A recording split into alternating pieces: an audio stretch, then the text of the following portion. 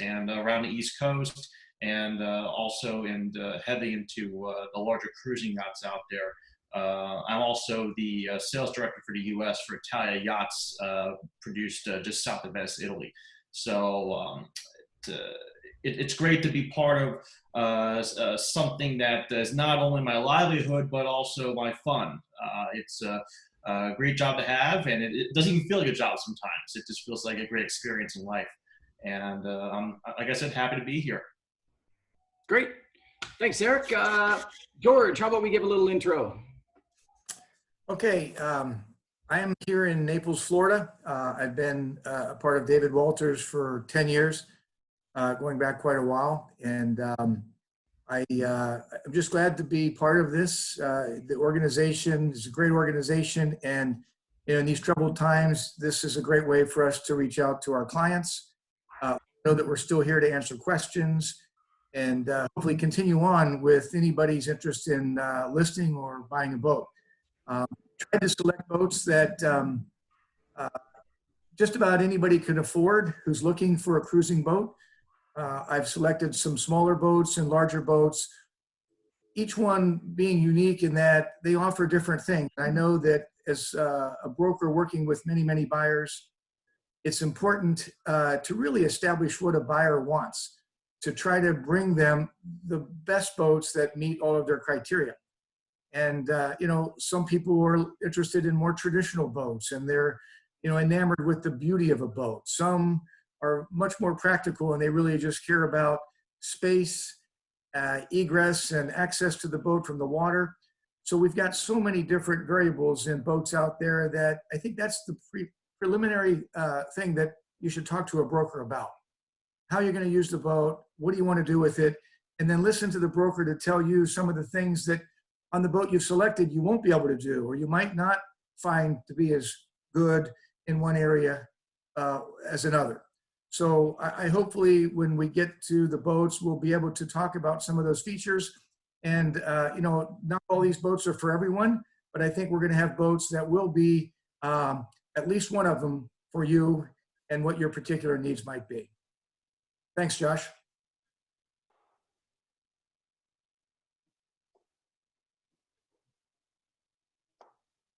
Josh, I believe you're muted. There we go. All right. Hey, all right. John up in Maine. Yeah, hi everyone. Thanks for joining us today. I'm John Cuny. I'm located up in Portland, Maine. I've spent a fair amount of time sailing this coast in the past, but spent the better part of the last 20 years representing boats out of Northern California. Glad to have you all here. As George was saying, we have a nice selection of boats for you to consider. Really, and as Josh had mentioned earlier, we wanted to go through each of us individually and just pick some of the boats that we find as our favorites for whatever reason. It could be the manufacturer, the design of the boat, how it's laid up, but there will be specific things that hopefully someone within the viewing group will be able to take some interest in. As George was saying, it's very important for us as professional brokers to really pay attention to our clients' needs. I also find that it's equally important to play devil's advocate a little bit and assist buyers that may not be as knowledgeable as others with really validating the things that are important to them. So we have a strong organization within the David Walters team, and any of us can make ourselves readily available to assist you at any time. So thank you for joining us, and I'll send it back to Josh. All right. Thanks, John, Eric, George. So with that, why don't we get this started here? So I'm going to pull up, we've got a nice presentation here put together for you guys. And as I mentioned, please post your questions as we go along. We can pause and stop and re-explore any of boats along the way. I'm going to be letting John, George, and Eric kind of walk us through this list one by one. We're going to start with the smallest boat on our list and work our way up to the largest. And at the very end, we do have a very exclusive boat that we want to present to the audience here. It's not marketed anywhere at the price that it's being presented at today, but it's certainly one that you'll want to be paying attention for towards the end of the meeting. So with that, let me jump on over here and flip us around to my screen. And there we are. Actually, let's see here. I've got it right here. Okay, all right. So Eric, you've got our first boat on the list. Why don't you tell us a little bit about ESPERANZA? All right, so yeah, the way I picked out the boats I thought were some of the best picks out there was I did like categories. So first one I went to was, hey, let's look at the best day sailor out there to find. So the best day sailor I thought would be the Morris 29. These boats are some of the hottest looking performance day sailors you can find out there on the market. Incredibly well built. Basically, it's a smaller version of the Morris 36, but it's trailerable and it's able to be handled by a single person. Some of the great aspects about it are that all the running gear has extra purchases, and a lot of it is installed under deck. Things like the jib furler, the jib sheets, the main sheet, and it all goes right back to the cockpit, and there's no winches. So you can pull on each of the lines through jam cleats, and it's easy to adjust by a single person. So these are great for yachtsmen and yachtswomen that, you know, maybe they're looking for something to still have fun with outside the back of their homes, but don't need a 50-foot yacht, you know. It is diesel powered. These came with the MR diesels, and it's also trailable. So you can stick it on a trailer, you can tow her around, put it behind your house in the winter, and then have it on a dock behind your home, have it on a boat lift, you know, what have you. You know, the construction of them is fantastic as always, and also great performance too. So you've got a nice lead keel with a little beaver tail on her and a protected rudder. So all in all, it's a good little boat, and if you have to, you could even spend a night on the boat if you wanted to. It's got a little berth down below. Eric had a question. What's the draft? The draft on the boat is, it's not too much actually. It's like 4'6". So, you know, the boat would be great for something in Florida, like in the Naples area, on the canals, or up in Maine. Basically can be used anywhere. Chesapeake Bay, you know, all great cruising areas. I see here it says the draft is 4'6". Very shallow draft. Yes. All right. Okay, that's a beautiful looking boat. No, they are, definitely.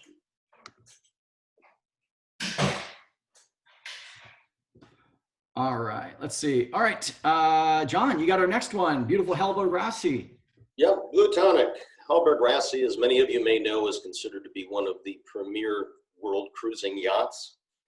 Built in Sweden, when you look at semi-custom builders or custom builders, what you'll typically find is that the things that they put into their boats are a bit indicative to their waters, unlike a production builder that they're building for the masses.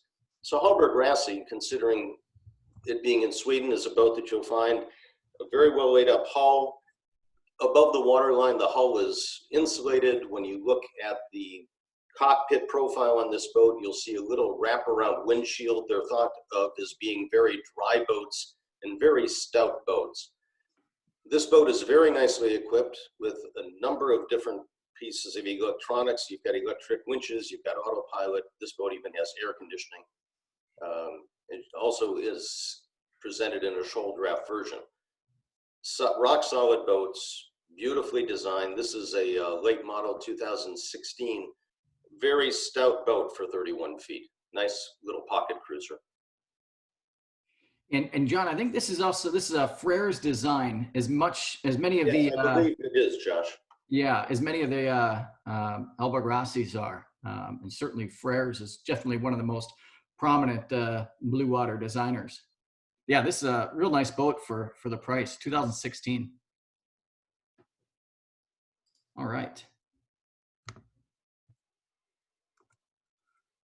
All right, this is actually, this is a boat that this was my pick on here, and this is a boat that I definitely wanted to highlight. So Catalinas, you know, I mentioned we've got a large spectrum of boats that we're going to be presenting here in our top 20 list. You you know, Catalina has kind of been described as it's like a peanut butter and jelly sandwich. You know what you're going to get. They're predictable. They've been around forever. And I think just about every sailor out there at one point or another has had a Catalina. The 315 in particular is a really sweet little pocket cruiser. It was recognized by both Cruising World and Sail Magazine when it was introduced in 2012. This was Cruising World's Boat of the Year and Sail Magazine's Best New Boat. So D.MAC'S, this boat in particular, is a pretty special deal. This is a boat we've actually taken in on a trade for some folks that are upgrading to a new Hylas. They have doubted on this boat since they took ownership of the boat in 2017. She is a shoal draft with a mere 4 foot 4 inches and loaded with a whole bunch of factory options, including a removable bowsprit with a nice ASIM sail on a Codex furler. She's got a whisker pull, nice stereo equipment, and very, very low hours. Josh got a pretty attractive dark gray bimini and sail covers. She's been very lightly used. She's up in Bridgeport, Connecticut right now, and we're actually going to be moving this boat down to Annapolis come fall. So stay tuned. If you do want to see this boat, she's going to be right outside of our office. This is a boat that, since we've taken it on trade, you know, there's a lot we can do to try to make a good deal happen on it. So if you're interested in just a great little pocket cruiser, you know, it's really hard to beat a Catalina. It's even more difficult to beat the Catalina 315. So this was definitely one I wanted to make sure we had on the list. All right, John. Boat. Well, I must say one of my all-time favorites. I previously was the Jeanneau dealer out of Northern California with the group out there. And I've sailed this boat numerous times on San Francisco Bay. This is the Jeanneau 349. This was introduced back in 2015. It was Cruising World's Boat of the Year. Twin helm, twin rudder boat, a positive deck shear, and that the deck actually rises a bit in the center and drops at the bow and the stern, giving you incredible interior volume. The boat is fast, and with the twin rudders, the helm is absolutely neutral. I've sailed one afternoon with a couple. The gentleman was an experienced sailor. His girlfriend had only sailed once before. We had 23 knots of wind in San Francisco Bay, zipping across the bay at just under 10 knots, and she has her pinky on the helm, and that's it. The boat just tracks. Very good volume inside, nice combination, wet locker / shower stall, A category certified for offshore. This boat is very nicely equipped from a sail perspective. But if you're looking for a really solid, I don't want to hesitate from the standpoint of solid. It is a production boat. It is not similar to the first couple of boats that we mentioned that are more hand-built boats. This is a production boat, but she is a very good one, and the boat certainly worth considering if you're looking for a fun, fast, small coastal cruiser. Now, John, can you touch on this one for a second? Because this is interesting here. So it's got a positive deck shear for the enhanced interior volume. Can you explain what is a positive deck shear and how does that affect the interior volume? Okay, so in most cases, if this boat were sitting straight up and we were looking at it from the side, most boats you're going to see that the bow and the stern elevate a bit. The tow rail sweeps from the bow down and comes back up and returns at the stern. This boat actually has a positive shear, so that as you approach the center of the boat in about the middle of the main salon windows, the shear of the angle of the side of the hull actually has a bit of a raise. And so it gives you much more interior volume down below. You also on this boat have dual hard chine. So you have a hard chine that comes all the way back on both sides of the boat, which drastically increases the volume on the interior. So this boat can come in a 2 or a 3 cabin version. Wow, 3 cabins. Yeah. Pretty amazing for a 34 footer. The volume is very impressive. Very nice.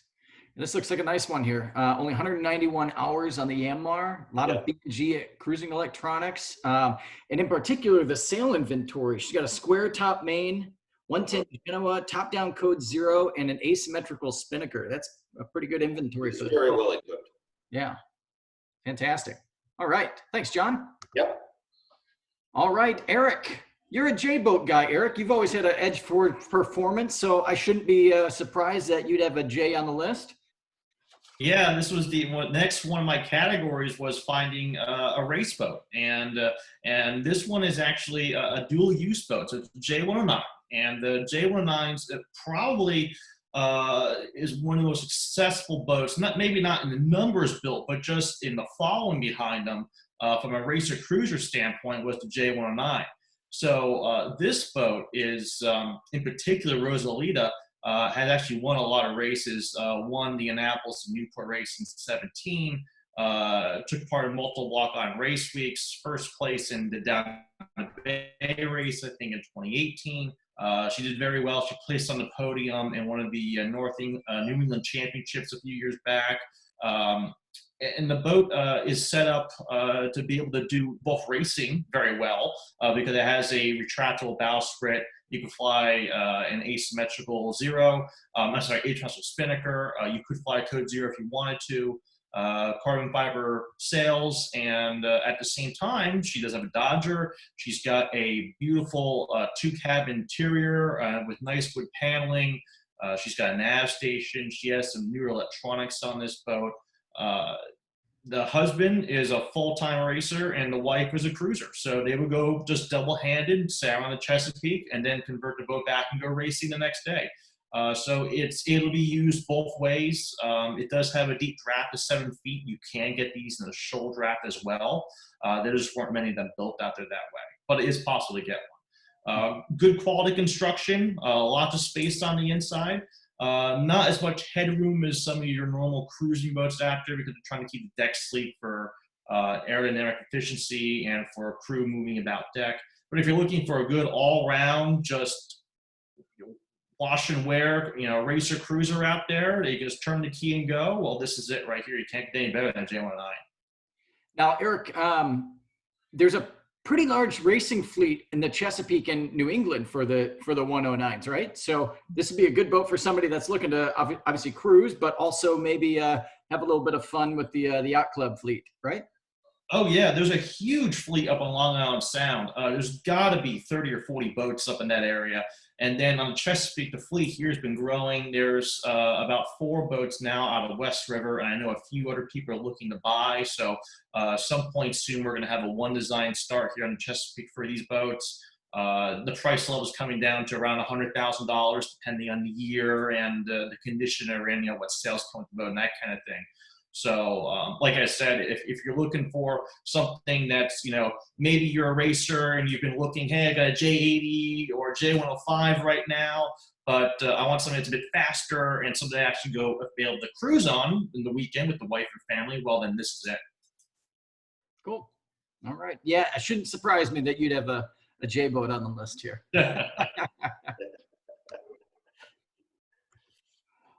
All right, Eric, you got 2 back-to-back. We're going to talk about a Saber 362 named Ducky. Yeah, 2 back-to-back. Well, we've actually, Ducky is a great Saber-built yacht. She, I'm sure a lot of people are familiar with Saber. They don't make sailboats anymore. They've switched over to powerboats in the late 90s and transitioned sailboats out until the mid to late 2000s when they stopped producing them. But getting a Saber, it's an aft cockpit boat, but think of it as a J109, like we just talked about before, but something that's full-on cruising, but still has a little bit of performance characteristics to it. Like it's got a fin keel, it's got a spade rudder, it's aft cockpit, but it's got a lot more to fit and finish involved. You've got a nice teak tow rail, you've got a step-down transom. You've got 2 full cabins in the interior with some beautiful, beautiful teak paneling in there. You got a nav station. For a 36-foot boat, a huge head with a separate shower stall and a nice-sized galley. And, you know, all the controls run back in this one as well, just like the J boat over there. But what you're getting is a really nice fit and finish, and something that's just going to look timeless. You know, you see a Saber, you know what it is. They don't age really well. I mean, sorry, I shouldn't say really well, but they age gracefully. You know, you see these boats, and it just turns your head, and it's like, wow, that's beautiful, and it's going to keep looking that way for, you know, decades to come. Yeah, and you know, one of the things that's interesting about the Saber is, well, it is a production boat. You know, much like you know, Island Packet or even a Tartan. These are higher end production boats, so they do kind of push the limit between production and semi-custom. So, you know, these tend to be at a lower price point, but at a higher quality than maybe some of the other you know, boats that you'll find at the price point and size of the Sabers. So I've always been a fan of the Sabers, and I think they sail like a dream. So They're beautiful though. Yeah, good pick, Eric.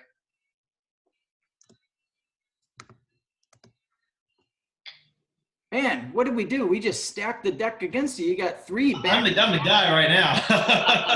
Yeah, all right. So another one here, and this is more of a, I would call this a meld between traditional and modern styling. So this is probably, if I had to say one of the boats with the longest runs of production, I would say the Pacific Seacraft 37 is one of them. It was designed by Lock in late 70s, started production in the, I think, 80, 81, and they're still being produced today. Incredible following, great constructed boat. You could get these as a cutter rig, which Diva here, she's a 99 boat, and she's in incredibly good condition, or you can get it as a yawl.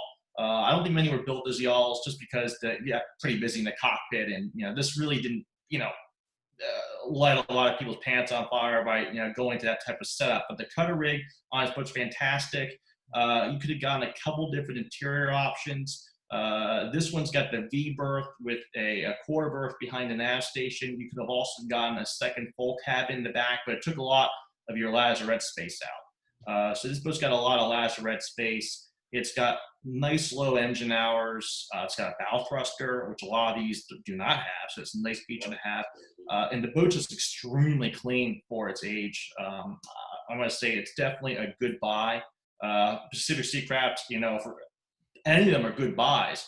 But this one being a relatively newer boat, considering you started in the 80s, you can't go wrong. Of course, having a great following, you've got a lot of support out there. From past owners, from to help new owners out. There's a whole club for Pacific Seacraft. You know, it's one of the good buys you can get into that has a really good construction. And it's nice to be able to call the manufacturer up and say, hey, I need a part for this. Well, okay, we're still here. We can do that. Rare today. Yeah, yeah, exactly. And you know, like you said, since the Pacific Seacraft has been one of these boats that's had such a long production run. I mean, to my knowledge, it's the longest running build of any one hull that you can still buy in quantity today. So the neat thing about that is you can find late model Pacific Seacraft 37s, but you can also find early model 37s. So you find these boats at a wide range of price points. So, you know, this one here is listed at basically $180,000. But you can buy a Pacific Seacraft for, you know, $60,000, $65,000, $70,000. Of course, not going to be in this condition, but if the budget doesn't allow, you can still get a phenomenal boat for not a lot of bucks. So, yeah, this is a good pick.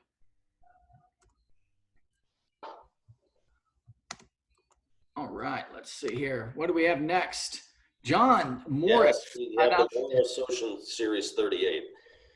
Well, when we moved back to Maine year before last, I saw one of these in the harbor. I was asking a friend, a knowledgeable sailor, and he spelled out very quickly that for the Maine sailors, this boat is the dream. People love this boat. It's a perfect size for the Maine coast. Morris is considered to be one of the finest custom yacht builders out there. In the Maine marketplace, you've got Morris, you've got Brooklyn, you've got Lyman Morris. You have really exceptional craftsmanship all through up here. This boat, Chuck Payne design, excellent looking boat, very seaworthy and very fast. As this is noted here, Justine is a 36. This is a longer version. This boat maintained by Hinckley. For those of you that know Hinckley, Hinckley Yachts, they have an exceptional yard up in Southwest Harbor. This boat happens to be down in Portsmouth, and I believe they now have a yard down there as well. Mm-hmm. Bottom line, beautiful craftsmanship, very capable boat, wonderful sea motion.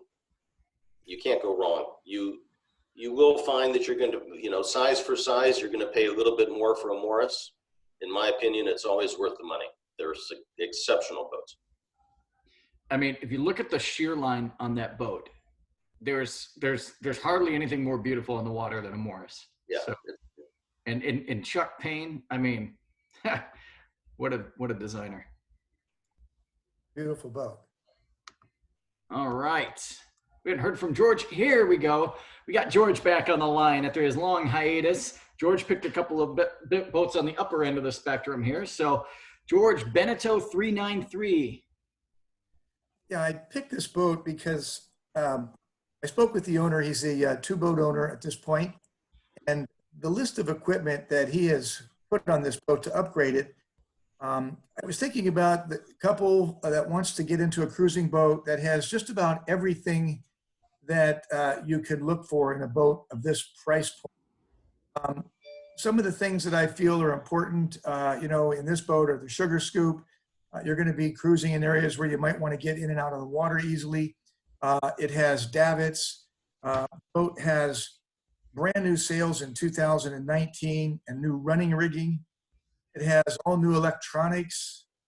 And the list of equipment that they've upgraded, including a new dinghy, an outboard, there's a life raft on the boat, there's a custom cover that comes with the boat. The 393 is a boat that's been around and has had a lot of accolades. She's got more of a flush deck. The Beneteau has got long water line, good interior volume. So somebody that's looking as a couple, maybe to have a few guests come along, this boat is quick.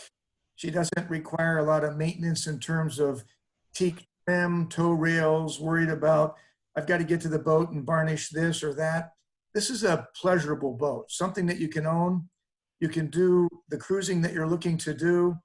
And you've got lots of upgraded equipment that I believe something like this is going to be easy on the budget for the first several years as you get into this boat. It does not have a generator or air conditioning, but it is a New England boat. And a lot of folks aren't looking for those types of amenities on a boat like this, and especially at this price point. I think it's a good, strong sailor, and all of the equipment that you're going to need as you get out there on the water has all been upgraded. And these just are great boats. They sail well, they handle well. They're not intimidating when you get into a marina because of the underbody design of them. They're powered very nicely. They behave well. And I just think this is a really good cruising boat that affords buyers at this price point just about as nice a boat as you can get out there in this kind of size. And she has got good volume for a boat that's 39 feet long. George, we got a couple of questions here. Yeah. Charles asks, would you sail this across the Pacific? So, you know, the 393, would you take this boat for a crossing? Well, you know, I think that a lot of people assume that any boat that is a production boat shouldn't make trips like that, and then any boat that you spent a ton of money on is capable of making a trip like that. But I think when you get right down to the analysis, and I know a lot of these boats have crossed oceans, Beneteau's, Jeanneau's cross oceans all the time. You have to make sure that your boat is prepared for the kind of conditions that you're going to put it into. Now, typically these boats have been built for mostly coastal cruising, but if someone wanted to take a boat like this across an ocean, I think obviously new rigging and maybe stouter equipment needs to be added in certain places. But I don't believe that a boat and the way it was built from the manufacturer necessarily precludes this from taking trips like that. No, I think that's a good point, George. You know, especially if you look at the equipment list on this boat, you know, there is a lot of items here that are designed for, you know, self-sufficiency. You know, I mean, in particular, you know, you'd got the solar, it's got new sails. There's a lot of gear on here that would definitely make this a good candidate for distance cruising. And just like you said, it's not always the boat that makes it capable of crossing an ocean. So that's right. And I think that this boat, you know, it doesn't have a generator and air conditioning. Obviously, as you get into those kinds of components, there are more things that will break down. This is a good basic sailor for doing your coastal cruising. But if somebody wants to take this and be more adventuresome, I think they just need to get into some of the rigging upgrades and things like that that makes it a little bit more capable for being in those types of conditions. So JT says that Beneteau is a lot of boat for the money, ready to do some great cruising, low maintenance, but wish I didn't love racing so much. And JT, I got to fire back at you because I had one of my really good friends down here in Fort Lauderdale, Danny Escobar. He had a Beneteau 393 that he used to go beat up the buoys with, you know, at the local Hillsborough Inlet Sailing Club. And Danny was usually at the top of the podium. So, you know, it's a great cruising boat, and I definitely would say it's not a slug. This is a boat that I think you'd find some pretty good performance out of as well. So she's a pretty quick boat for 30. They're surprisingly fast. Yeah. Yeah. It's Good. also, if I'm not mistaken, the smallest boat. I think it's the smallest boat that you get into two heads on. Doesn't this boat have two heads, George? Yes, it does. Yeah. It does. Yeah, I think this is the smallest production built boat that has two heads on, which I can tell you, my wife's consideration when we were looking at the boat that we have now was, if it doesn't have two heads, don't show it to me, because if I'm going to cruise with people for a week, I want my own head and I want them to have theirs. Yeah, good point.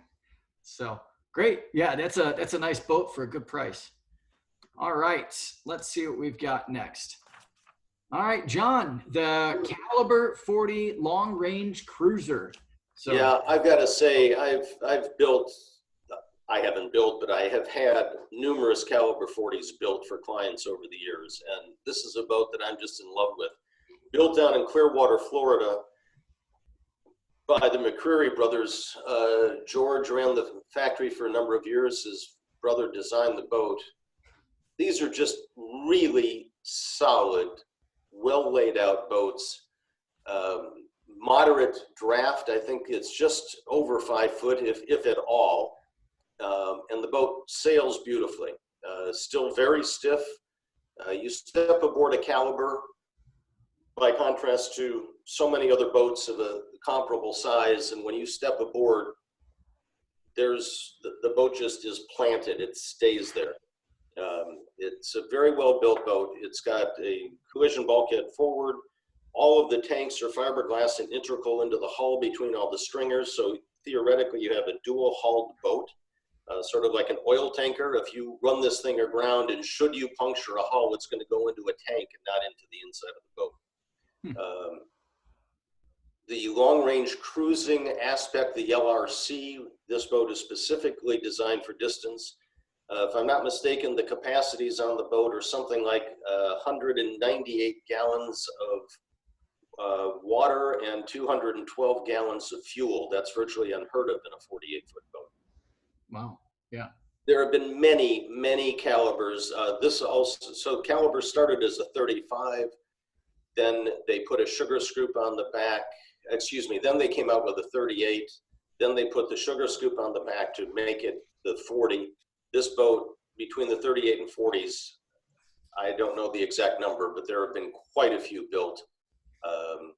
If you ever want to really get a sense of how people love their boats, go to a boat show and sit aboard a boat and see how many owners come through and sit down and speak with the builder. You'll be astounded should you ever sit at a Caliber at a show if George McCreary is around and hear the stories from customers about what they've done with their boats. This is a serious boat. Wonderful layout, beautiful wide, quarter berth aft with a integrated head that doubles as a day head. Beautiful forward head beyond a Pullman to port. Exceptional storage because all of the tankage is in the sole. This boat has more storage than virtually any other boat that you'll find in its size. Beautifully appointed from an equipment standpoint.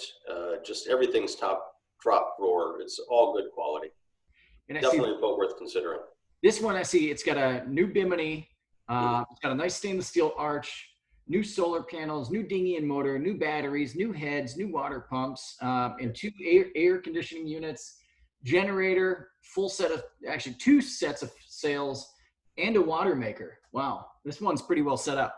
Yeah, they're beautiful boats. Definitely worth the consideration if you're looking for a 40-foot cruising boat. There's a lot of boat here. Good. All I right. also like, John, on that boat, the dining table folds forward against the bulkhead. Yes, exactly. You know, for a 40-foot boat, that enables quite a bit of room in that main salon once it's up and out of the way until it's time for dinner. That makes a big difference when you've got a boat of that size and you need more space down below. Yeah, Eric's 362 has that same configuration. This boat, however, because when that table folds down and the leaves fold out, they're beautifully integrated stainless steel support legs. We've dined 10 people around that salon table. Wow. Yeah, It's a nice feature. It's a nice feature. Good point, George. Very cool. All right, John, you've got another one here on the list, the Nordic 40.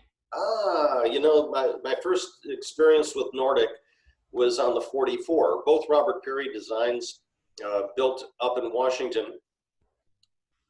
Very, very nicely built boats. They were considered to be the best outfitted boat as a stock boat of their time and of their size. You know, solid rod rigging, hydraulic backstays, very, very nicely set up boat. We chartered a 44 for a week up around the San Juans, and I just absolutely fell in love with it. I had no experience with Nordics prior to that. I think I've sold 9 of them between 40s and 44s over the last 15 years. They're really a fine boat. I was surprised to see this one on the East Coast because typically you'll find them on the West and not here. And very good boat. This one here, I see new running rigging, new main in Jeanneau, new rod standing rigging a few years back.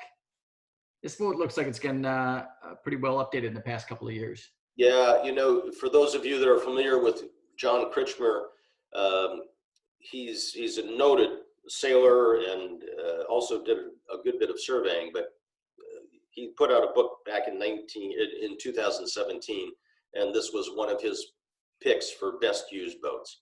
They are just very high quality, very good value for the money. This one, you know, they've done a lot to this boat. This will likely be one of the higher priced ones you'll find on the market at any point. John, we've got a question here. It says, does it seem small compared to a newer boat of its size?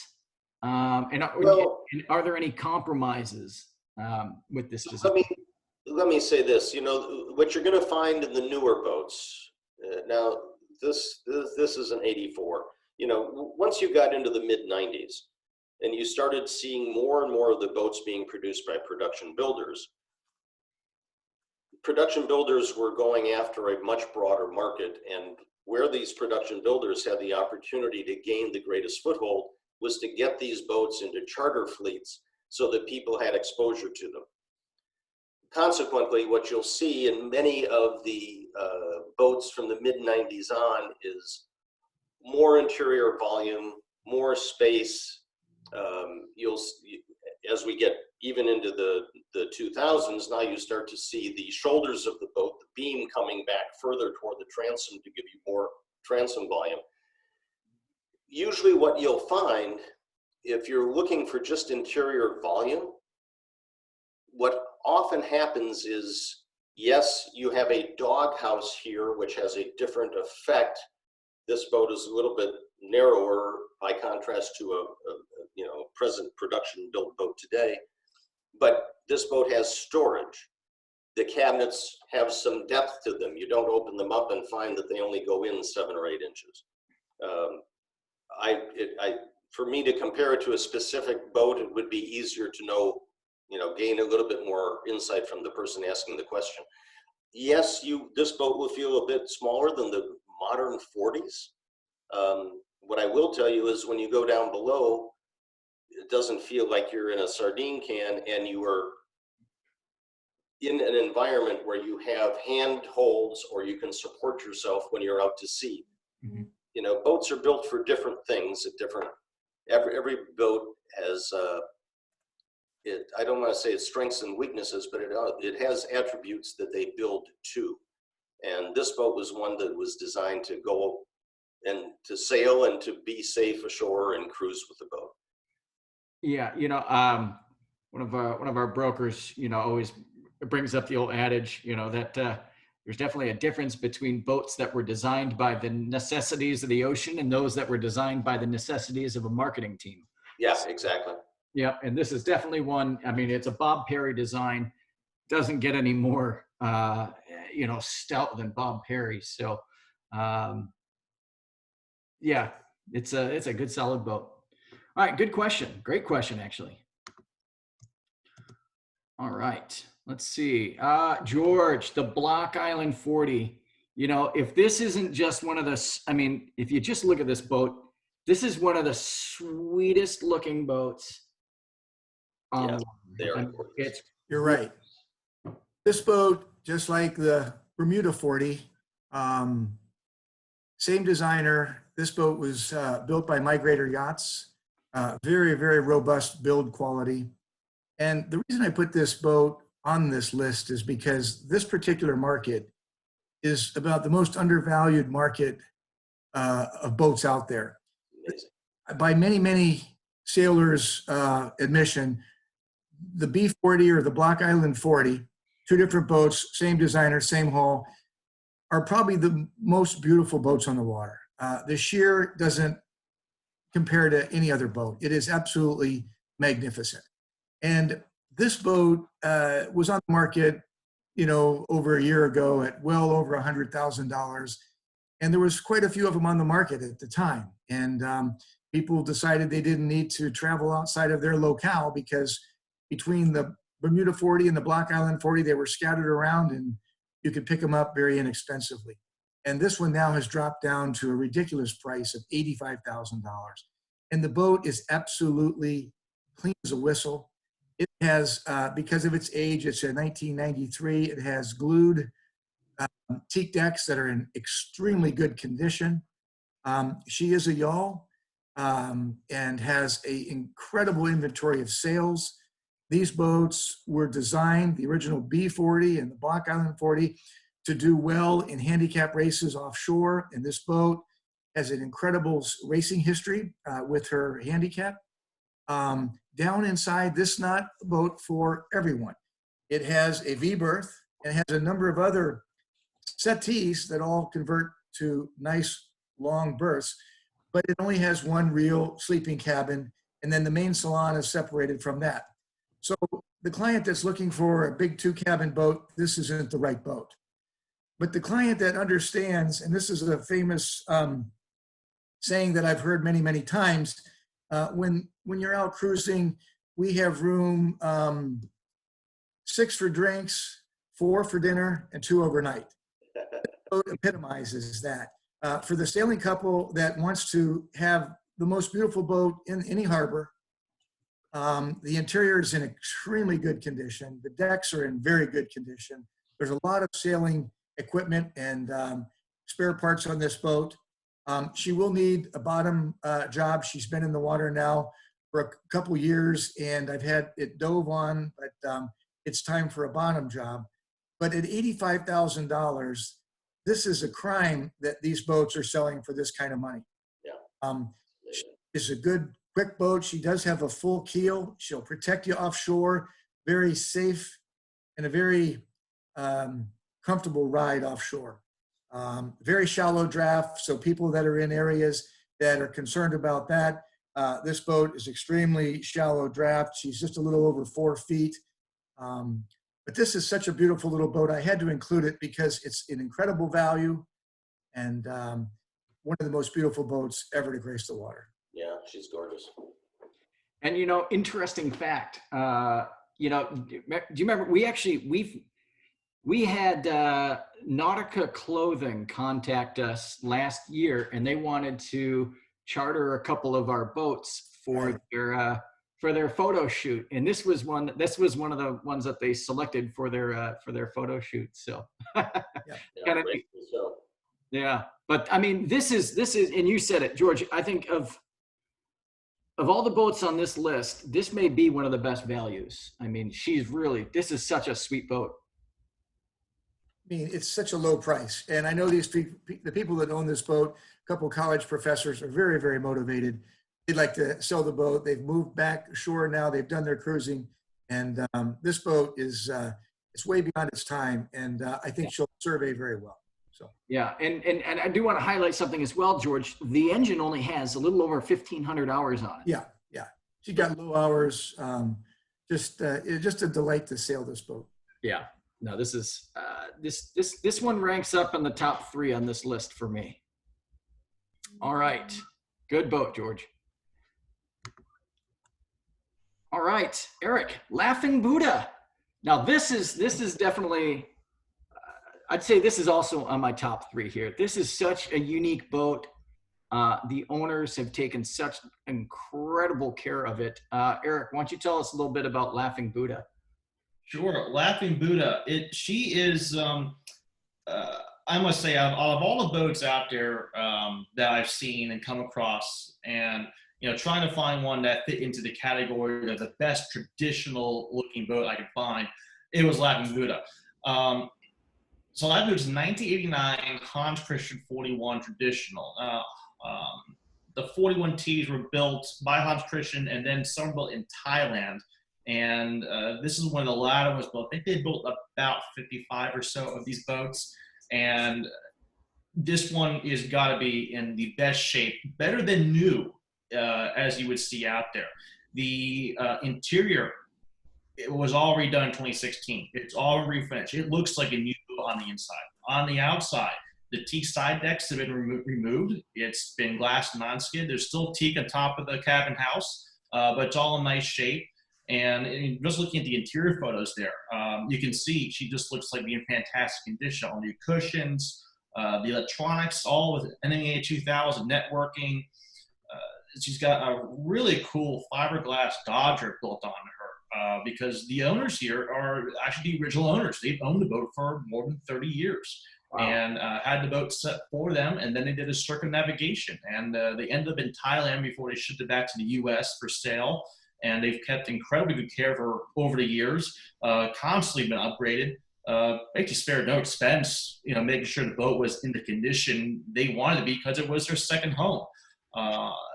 You look at the boat, and she's sitting right in front of her office here in Annapolis. She's got new bottom paint. She's got new running rigging. She's got standing rigging.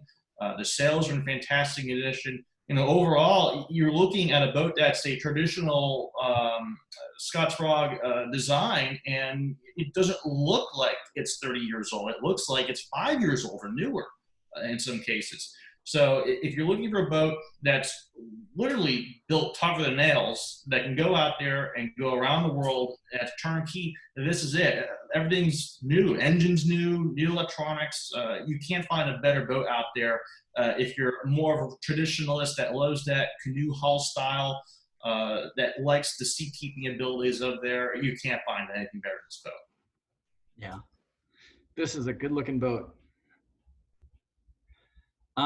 Let's see here. Sapphire, ready for Bermuda. Or what upgrades? Penn, I see your question here about Sapphire. Let me table that one for the end here because we'll get into that. Okay. So I got your question. I won't forget you. All right, George. We've got Blue Note, Bristol 433. Yep. Blue Note is a traditional boat, and I wanted to include boats with sugar scoops, boats that are more traditional, like this boat, like the Block Island, because everybody has different requirements for what they want to do. And one of the things about the Bristol semi-custom production boat, Dieter Empacher designed, this boat has no teak decks. She does have a teak tow rail. She's got a beautiful interior, in very good shape. And one of the things about the Bristols, if you've been a client looking for these boats over the years, they've had a little bit of a problem with some of the older boats built in the 80s with fuel tanks. And the one thing about this boat, and why I was very glad I sold this gentleman a larger race boat, because he was a racer and raced the Bermuda race with this boat numerous times, did the Nova Scotia race. But the fuel tanks have all been replaced. And for folks who have boats like this and they've looked into what that costs, the cost is substantial. I believe on this 43.3, about $40,000. A lot of furniture had to be removed, all fuel tanks put back in. So what I like about this boat is there are some blemishes and things that need to be taken care of. But all of the heavy lifting has been done on this boat. She has a 2016 brand new Yanmar engine in it. She has newer running rigging. The rigging was replaced about 10 years ago, so it's newer than a lot of boats out there. And then with the fuel tanks being replaced, it's a big, big fix. The last thing you want to do is buy a boat, you know, $130,000, $40,000, $50,000, and find out that the first thing you need to do is replace something like that. And it happens. So this boat, I think, has a lot of that heavy lifting done for somebody that's looking for a traditional cruiser. She's got a beautiful centerline queen, much different than the traditional boat I just had a little bit ago talking about, the smaller Block Island 40. This boat is a very large boat, plenty of room for two couples to go cruising. You've got a forward V berth. You've got a centerline queen, a nice salon. The interior is all in beautiful condition. And this represents, you know, the traditional New England style build, something you can be proud of. I will tell you the boat probably could benefit from a paint job. She's got a couple of pretty deep scratches, and I've got photographs of that. But in full disclosure, you know, I tried to pick a boat that I felt comfortable offering to a client that is going to minimize the amount of money that is necessary as you take off and go cruising. Cosmetic blemishes, everybody has a different threshold for what they're willing to accept and so on. So if a boat needs painted, one person might think so. The next person is going to sail it for 10 years with those same blemishes and figure that he's going to add to the dock rash as he pulls in and out of a dock, and it's not that important. But this boat, when it comes down to the essentials, I think she's got, you know, just about everything that could be done for a boat in this category and this build quality. Very extensive sail inventory, and the owner sailed the boat offshore quite often and has a good group of friends that sail with him. And first and foremost, he's a physician. He wanted to make sure that this boat was safe when he's taken 7 buddies offshore in these long distance races. And so anything and everything from smaller equipment to larger equipment that needed to be replaced has been replaced along the way. That's why I feel like this is a really good cruiser at a very good price. Great. Thanks, George. Yep. All right. We got another one on the list here. And we've hit quite a few, you know, New England built boats on our top 20 list. And there's no denying Little Harbor, just like a Morris Bristol. I mean, they all fall into a very similar class of boats with just gorgeous sheer lines. So tell us a little bit about this one here, George. Well, there's probably a theme there. I am a sucker for a New England boat. I love what boats, in my opinion, should look like.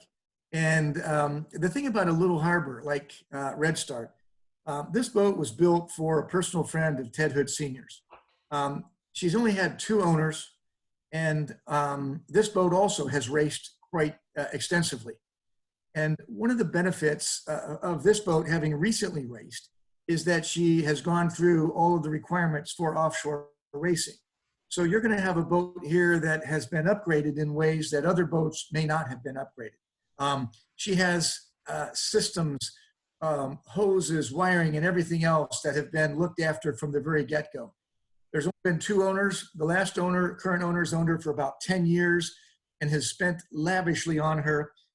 The boat is stored indoors every off-season at Great Island Marina and in Maine. And if you know anything about this marina, they don't want you necessarily just parking boats there. They want boats that there's continual work being done on these boats. Lots and lots of upgrades. This is a very high-end yard doing very high-end refits. And having it stored there indoors is just a big, big plus. This is absolutely a beautiful boat that doesn't look anywhere near her age. This is one of the earlier little harbors built in '83. But the safety equipment and the overall condition of this boat, I would put up against any boat, even boats 3 and 4 years old. She is absolutely in stunning condition and has a replaced engine back in 2006 with, 3,000 fewer hours, but it shows that it hasn't been sitting around. The boat has been used continually by knowledgeable sailors. They've raced her offshore. She's got a great sail inventory. And again, boat shallow draft and can get in and out of places in New England, the Bahamas, anywhere with a draft like that. And just flat out, again, a beautiful, beautiful boat. Yeah, and centerboard, like you mentioned. Good. Yeah. All right. All right. Alden 45. Yeah, George, I'm really seeing a theme here. Yeah, now that I see him, I didn't realize there was that much of a theme, but the next couple might not be quite the same. So we'll look forward to those. Again, this is another classic beauty. An Alden design, there's just nothing prettier. It is an aft cockpit boat that has, beautiful 2-cabin layout inside. She's got ample quarter berth in the stern, and then a beautiful V-berth forward with an insert. The decks are in very good condition. These boats require a little bit more maintenance because of the presence of wood and the teak, tow rail, the handrails, the eyebrows, things like that. They do need more care. But there are individuals who appreciate that. And so this is a boat that handles well at sea. She's got a great design. She's a very fast boat for a heavier build boat. Just, all of the quality that Alden put in these boats. They were early on to lessen the weight of these boats with cord topsides. Of course, has a cord deck, but all vacuum bagged. And she just represents an amazing looking, quick cruiser that you can be proud of in any harbor. And this one's been very well taken care of. Great. All right. George, you got another, here's a Hylas 455. It's a little bit of a deviation from your past few. Yeah. SLY-SAN is a very nice boat. The 45.5, obviously, the precursor to the Hylas 46. Amazingly popular boat, one that we've sold many of. And this boat is owned by an electrical engineer. And if you had the opportunity to see the boat and you saw the AC panel drop down, you could tell it was an engineer that owned the boat. Again, this boat is a complete contrast to some of the recent boats we've talked about in that it has an aluminum tow rail. It has aluminum handrails. There is no teak anywhere on board the boat. This is something that you can cruise in tomorrow as long as I can get the owner to bring the boat back from the Bahamas. It is constantly cruised. I know it's ready to go tomorrow because he's sailing it today in the Bahamas. We had a recent survey on the boat that has given us a good indication that basically the boat is extremely well fit. A few things came up at survey, and I'd be glad to share those with anyone, but they are of a cosmetic nature more so than anything. And the owner of this boat spends a great deal of time doing his own social distancing. And what I mean by that is this boat can go for well over a week on the hook and power everything, refrigeration, lights, instruments, anything that he needs. And that's a real trait in some of these boats. When you finally get them and you get out there and find out, well, a day and a half into it, everything is worn out, down, and you've got to charge your batteries. With the solar generation that this boat has and wind generation, he tells me that, quite honestly, well over a week without turning on anything. The boat does have air conditioning on it. He doesn't use it at all. He's much more of a I just get out there alone and live off the solar and do a lot of scuba diving, which is very capable with this boat, with the beautiful sugar scoop, easy entrance. And when you're cruising and you're going to be off on your own, that's a very important feature. And one of the things that I talk to clients all the time about is those are things that can't be changed about a boat. If you are going to be doing a lot of cruising in the Bahamas and you're a diver and you want to spend a lot of time in the water, well then, some of those other traditional boats we talked about might not be the best boat for you. You've got to get on and off from a stainless ladder that, boards from the beam of the boat. These boats are easy to get on and off, and just an amazing cruising boat. Hylas is a great, great quality. We've sold so many Hylases that, we have a special relationship as their premier broker here in the United States to sell new boats. And so this is a boat I'm very strong on, and she's been very well taken care of. She has her share because of her age of some cosmetic blemishes, but it's just part of what you get with a used boat. But the fundamentals are there. She's in great condition, well taken care of, and Paul just recently buffed and waxed, and she looks like $1 million. The last time I saw her on the hard before she went sailing this season, and bottom job that was just absolutely beautiful. So a great boat with a lot of equipment, and cosmetically a few things that could be done to make her outstanding. And just a side note, I sold a 45.5 about 2 years ago for $220,000. So it gives you an idea of where these boats can go and what they're worth. That boat was on the market all of 36 hours, and we are asking $229,000, and we received a $220,000 offer on that 45.5 a couple years ago. So there's room to improve these boats and still get a good value when it comes time to sell the boat. They're very sought after. Yeah. Okay. Thanks, George. Good pick. All right, John, we have a Valiant 47. Now, I think this is our first, no, aside from the Pacific Seacraft, Right. our only other double ender on the list. It's true. Excuse me. Yes, beautiful boat.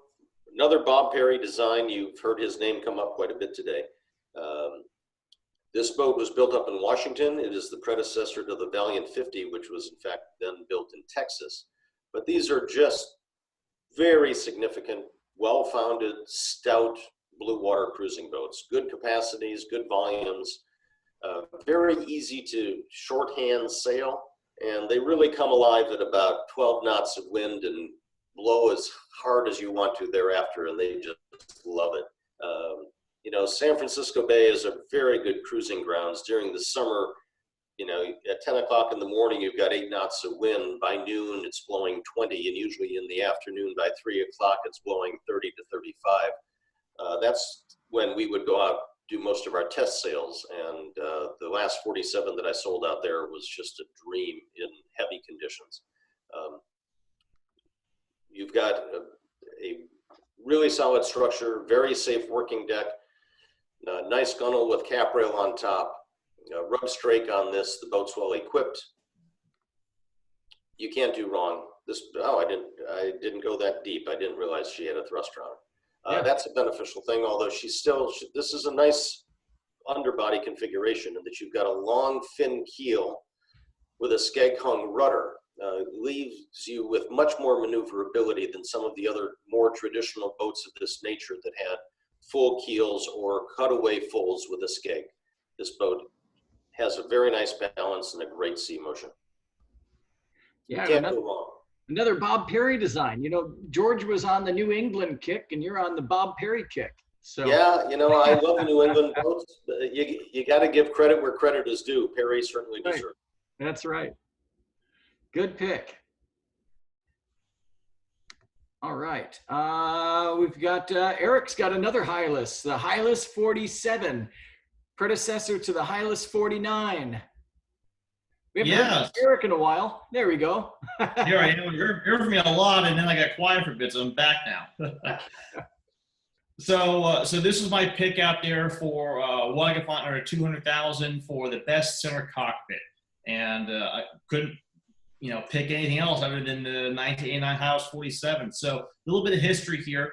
The Hylas 47 was an evolution on top of the Stevens 47, still built by Queen Long, but when the Hylas trade name came out, it was renamed and did some refinements here and there to the build. So this boat in particular is owned by an engineer and has had a ton of work done to the boat. As you can see, she's got some steps. You can't really see it there. There's just some steps on a transom. This was a standard sloped transom like the Stevens 47 was, but the Stevens 47 had no steps back there. This one added some fiberglass steps into the back of the boat. There's also a nice set of davits with solar panels. You have a standard stack pack mainsail with a furling Jeanneau. You've got a newer engine. I think it's only got like 1,800 hours on it, 75 horsepower, aluminum tow rail. All the woodwork is down below, and a little bit in the cockpit. So she's really easy on maintenance. And one of the beauties of this boat in hull design from S&S was that she's very, very capable in a blow, and she also says really nicely in light breeze. She has a nice, tall, powerful rig, powerful mainsail. So in all conditions, she says very well. She's got a modified fin keel. She had a nice fin keel in there with a skate-protected rudder. The boat just tracks very well. It backs nicely. You can go to the Bahamas. You can go to the Caribbean. You can go transatlantic, no problem. Passageway galley and 3 cabins. If you're looking for something that's pretty bulletproof and just go out there and do anything, I would say the Hylas 47 is definitely a great buy. And the Hylas 47, you mentioned that this is the boat that evolved from the Stevens 47 into the Hylas 47 and then into Hylas 49.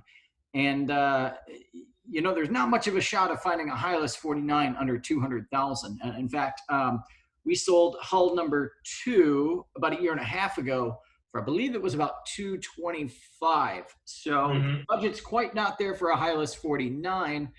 The 47, I mean, same mold, same characteristics. Much of what people love of the 49, really was the result from the 47. So this is a great boat. They are one of the most popular boats out there. And the Hylas 47 is a little bit more challenging to find than the Stevens 47. So this was definitely a good pick. So. Yeah, I would say so, especially considering a lot of the Stevens 47s out there have been ridden pretty hard, and a lot of them are due for a full deck repaint because gel coat just wasn't very thick up there and that sort of thing. Now, exactly. These boats, the Hylas 47s, are definitely a bit rarer, and most of them are in very nice shape, especially this one. Yeah, good.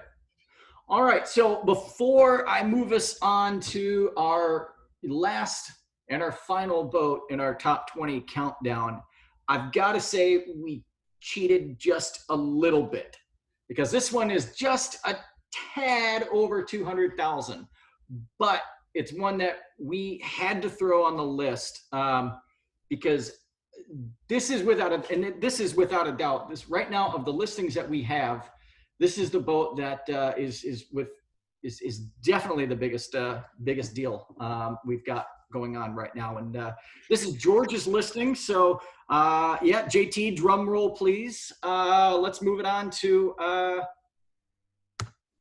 the Cabo Rico 425 H2O.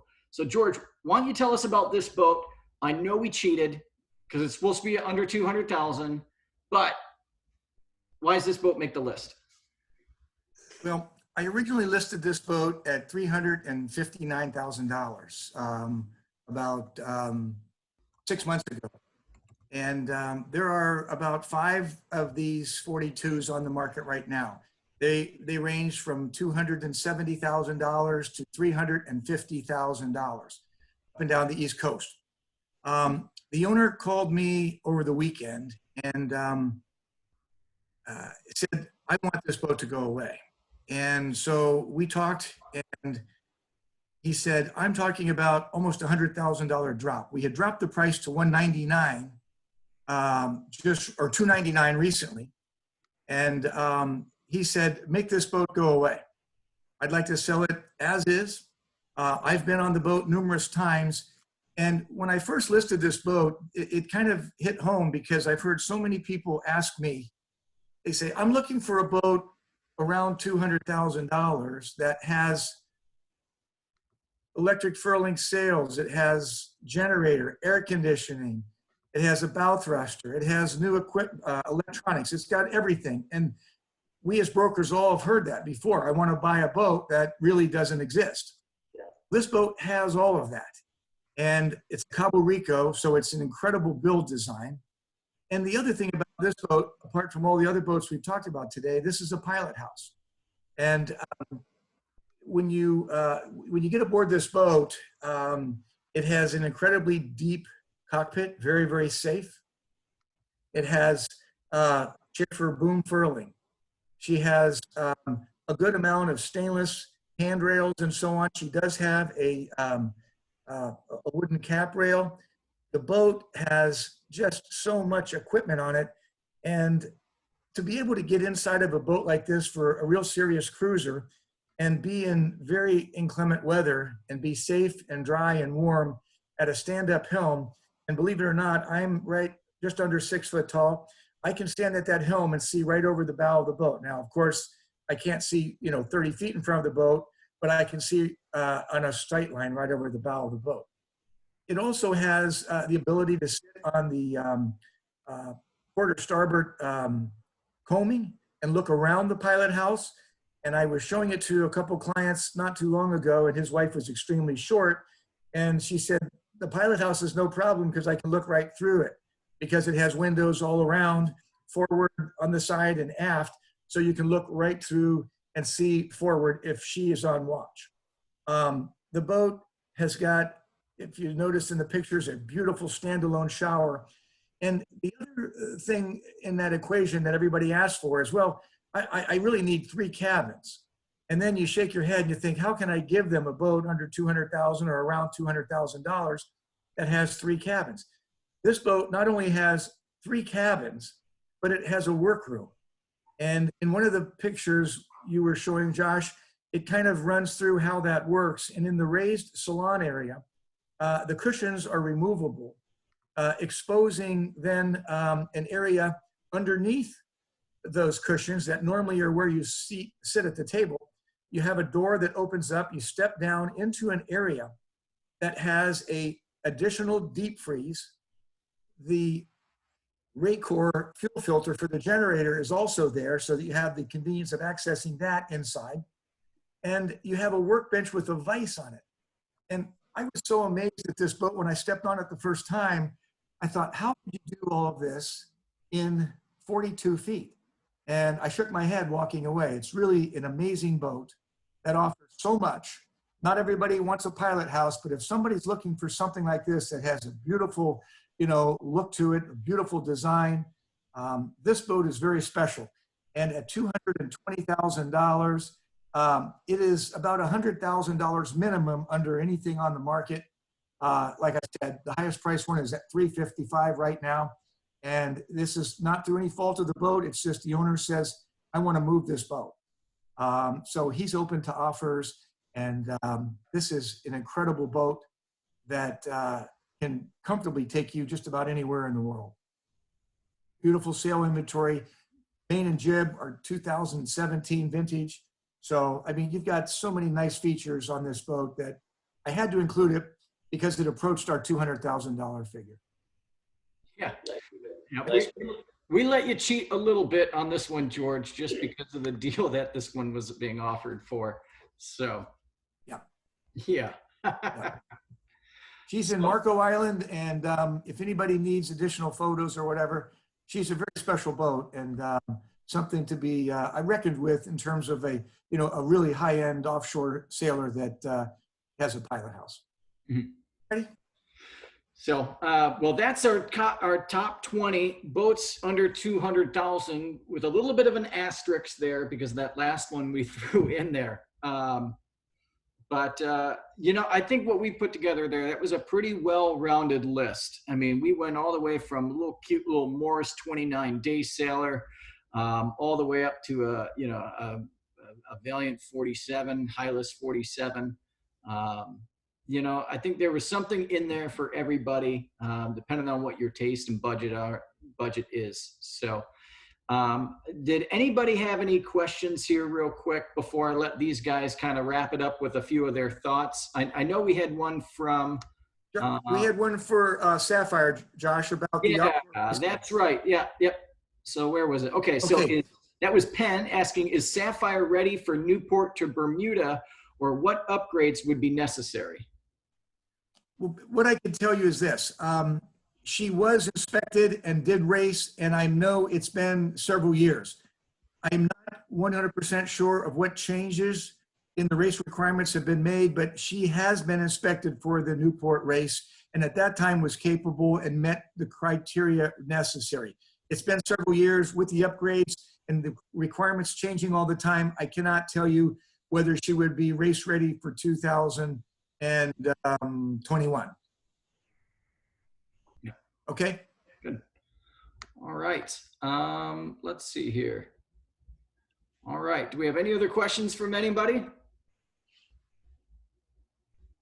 All right. Well, I'm going to let these guys kind of wrap it up here with their last thoughts on our top 20 countdown here. So let's start with Eric here. So Eric, just give us your thoughts. Anything you'd like to share with our audience here? Sure. Well, it's been great to have everyone here. I hope that you've gained some insight from us on our picks and why we chose these boats. There are a lot of really, really nice boats that you can get out there on a budget. You don't have to spend a ton of money to get something that's super nice. It's all about how the boats are upkept, really. Buying a boat from the right conscientious past owners is really key. Making sure you get the right inspections done. And a lot of these boats we've either know personally or we have sold or listed prior. So it's great to have some past experiences with these boats, how to design, how they're sailed, how they're built, and what recommendations we can have to equip them. And the great thing is with a lot of these boats is they're already equipped to do what you want to do, like the Hans Christian 41, like the Hylas 47. These are turnkey boats. You can just go and start cruising tomorrow, and you don't have to budge in, I need to spend $50,000 extra for a boat that may be $100,000 cheaper, but then at the end of the day, you're going to spend more than that $50,000. I can tell you now, I've seen it before. So you might as well buy a boat that's all set to go from the get-go. Unless you really, really want a certain boat for a certain reason, it's better off buy a boat that's already set up, that's ready to go. Use our experience to help guide you down that path, and then go out there and just enjoy what you want to do, which is go cruising. No one wants to work on a boat for 2 years out of the water on the heart. Oh, maybe I do, but that's just me. Yeah.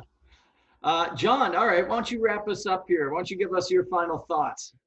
Well, I think this does represent a great representation of a variety of boats of different styles and sizes under that $200,000 mark. Certainly, this is a very advantageous time to be shopping if you're in the market. Someone else's loss may very well be your gain. Certainly, some of the boats that were mentioned, and this Cabo Rico of George's in particular, I mean, I just can't believe that price on that boat. But most importantly, I just want to thank all of our participants or attendees for joining us today. Josh, and thanks to you for the idea of putting this together. I think that it's a very valuable tool for those interested in also spending time at home and wanting to kill some time on something other than the news of what's happening with the virus, unfortunately. So thank you all for being with us today, and we look forward to seeing you again for our future web seminars that will be coming up in the coming weeks. All right, thanks, John. And George? Yep, I just wanted to resound the same thing. Thank you for tuning in. We hope that you've been able to learn a little bit about some of these boats. I think that you've seen a wide variety, and thank you for your participation. We hope that you continue to tune in. We've got a few more webinars planned, and just a way of continuing to talk about boats we love, and it's our life. So don't hesitate to call any of us to further discuss some of these boats. And we look forward to the next webinar and being of service to you sometime in the near future. Stay safe and healthy. Thanks, George. Yeah, thanks, George, John, Eric, and especially thanks to all you guys that have been tuning in with us here. You know, we appreciate you guys taking a little bit of a break from the media circus that seems to be going on right now.